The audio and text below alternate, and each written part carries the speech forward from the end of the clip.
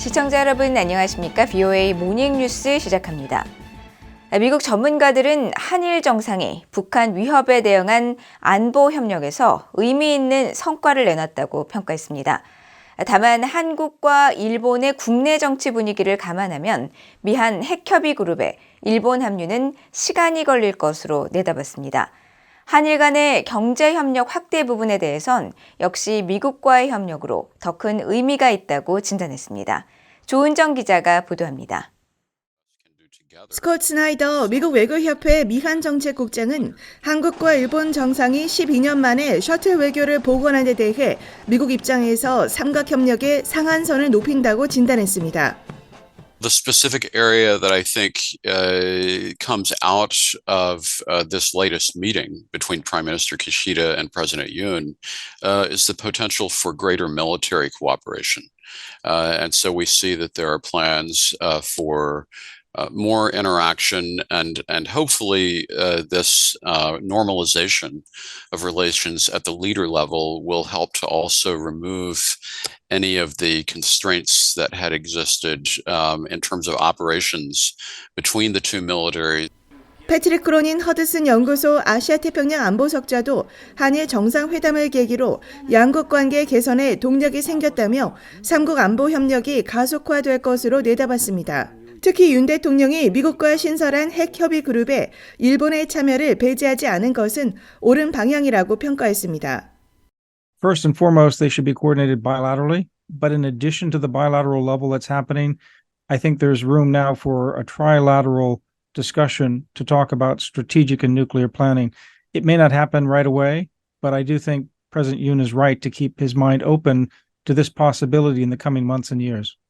크로닌 석재는 그러면서 미한일 3국은 북한의 도발에 대응한 재래식 대응 방안도 보다 심도 있게 논의해야 한다면서 북한의 도발에 대응해 핵 억지력 문제를 넘어 일본의 반격 능력 무기의 배치와 한국의 킬체인 사용도 조율해야 한다고 강조했습니다. 에반스 리비어 전 국무부 동아태 담당 수석 부차관보 역시 미한일이 핵 위협에 대해 함께 논의하고 대응하는 것은 자연스러운 일이라고 말했습니다. 다만 한국과 일본 모두 국내 정치적 문제들이 있어 급속히 진행되지는 않을 것이라고 진단했습니다. 전문가들은 또 이번 한일 정상회담에서 경제 협력을 강화해 가기로 합의한 점도 의미가 적지 않다고 평가했습니다. So right now, supply chain resilience is very important. And as the U.S. has tightened the screws on China by placing export controls, there's no way that the U.S. can really have effective export controls against China without cooperation from both Japan and South Korea.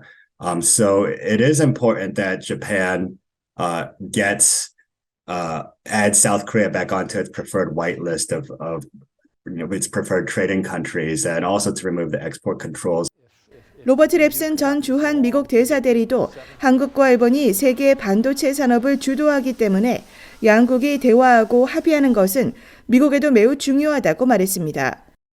I think it's obviously very important because Japan and Korea are major players in the semiconductor industry globally. They both have different segments of the market. Korea is very big on memory and Japan is very big on manufacturing equipment for semiconductors. So to have those two talking, I think, fills a big gap in the discussion so far. 랩슨 전 대사대리는 다만 한국과 일본이 일부 영역에서는 경쟁을 하기 때문에 미국이 원하는 수준의 반도체 공급망 협력을 도모하기는 여전히 어려울 수도 있다고 진단했습니다. VOA 뉴스 조은정입니다. 윤석열 한국 대통령은 북한의 선의에만 기댔던 대한민국의 안보가 탈바꿈했다며 삼축 방어 체계를 한층 강화하고 또 과거 몇 년간 중단됐던 한미 연합훈련을 재개하고 실전 훈련을 한층 강화했다고 밝혔습니다. 윤 대통령은 9일 용산 대통령실에서 주재한 국무회의 모두 발언을 통해 자신이 대통령직에 취임한 1년 전 이맘때를 생각하면 외교 안보만큼 큰 변화가 이루어진 분야도 없다면서 이같이 밝혔습니다. 또 미국과 한국 정상 차원의 합의 문서인 워싱턴 선언과 핵협의 그룹 창설을 통해 미국은 핵무기를 포함한 전례 없는 수준으로 대한민국에 대한 방위를 약속했고 대한민국은 미 핵자산 운용에 관한 공동기획, 공동실행을 통해 확장 억제를 한층 강화할 수 있게 됐다고 강조했습니다. 윤 대통령은 이어 다음 주 일본에서 열리는 주요 7개국 G7 정상회의에서 개최될 예정인 미한일 3국 정상회담을 거론하면서 지난달 국빈 방미 계기에 합의한 워싱턴 선언으로 한미 간의 대북 확장 억제를 강화한 데 이어 한미일 안보 공조를 통해 영내 평화를 구축하기 위한 연대를 보다 공고하게 해나갈 수 있을 것이라고 밝혔습니다. 한국과 미국, 일본이 북한 미사일 정보의 실시간 공유를 위한 3국 협의체를 조속히 구축할 계획이라고 한국 대통령실이 밝혔습니다.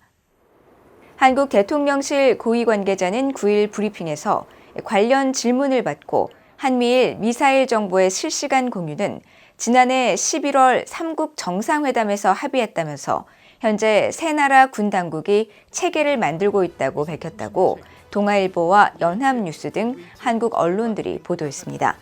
한국 국방부도 이날 정례 브리핑에서 관련 질문을 받고 한국과 미국, 일본 3국이 북한 미사일 경보 정보를 실시간으로 공유하는 방안을 협의 중이라고 밝혔습니다.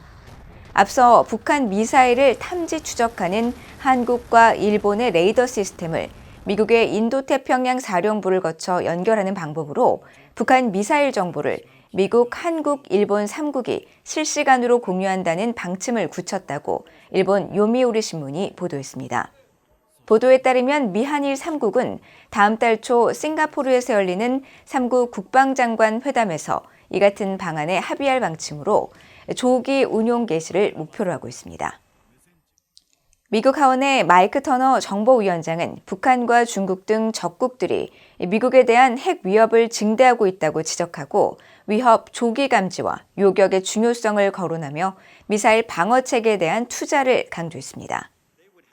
공화당 소속의 터너 하원 정보위원장은 최근 미국 팍스뉴스에 올린 기고문을 통해 중국, 러시아, 북한, 이란이 핵무기로 미국을 타격할 능력을 확대하기 위한 기술에 계속 투자하고 있다면서 이들 4개국은 모두 군사적 충돌에서 핵무기를 사용하겠다는 의지를 내비치며 위협적인 수사를 고조시켰다고 지적했습니다. 또 북한은 지난해에만 90여 차례의 발사를 감행하면서 미사일 프로그램을 계속 확대하고 있고 최근 몇 년간 여러 신형 대륙간 탄도미사일 ICBM과 대잠수함 미사일을 공개했다고 밝혔습니다.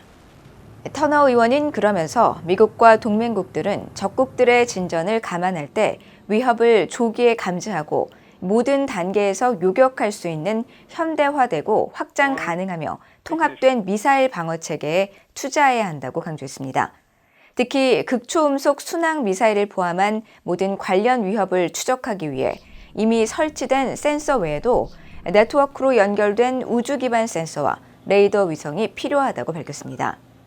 한편 바이든 행정부는 지난해 발표한 미사일 방어 검토 보고서에서 미국은 포괄적인 미사일 격퇴 접근법과 이를 보완하는 핵과 비핵 수단을 통해 직접적으로 대가를 부과하는 신뢰할 만한 위협을 통해 미국 본토에 대한 북한 미사일 위협보다 계속 한 발 앞서 나갈 것이라고 밝혔습니다. 북한이 무단으로 개성공단을 대규모로 재가동하는 정황이 포착됐다는 VOA 보도와 관련해 한국통일부는 권영세 장관 명의의 성명 발표 이후 책임을 묻는 조치를 검토하고 있다고 밝혔습니다. 한국통일부 당국자는 9일 기자들과 만나 개성공단 근로자 인원이 늘어나고 있는 상황이라며 여러 가지 정황을 고려하면 공장 10여 곳이 가동되고 있는 것으로 보고 있다고 말했다고 뉴시스 등 한국 언론들이 보도했습니다. 권영세 통일부 장관은 지난달 11일 북한이 개성공단 내 한국 측 설비를 무단으로 사용하는 것에 대해 재산권 침해라고 규정하고 위법 행위에 대한 책임을 묻기 위해 법적 조치 등 가능한 모든 조치를 하겠다고 밝혔습니다. 앞서 미국의 소리 VOA는 구글 얼스에 공개된 지난달 20일 에어버스 위성 사진을 분석해 개성공단 내 21곳의 건물과 공터에서 버스와 화물트럭, 근로자들로 추정되는 사람과 자재 등이 포착된 사실을 보도했습니다. 이상으로 VOA 모닝뉴스를 모두 마칩니다. 시청해주신 여러분 고맙습니다.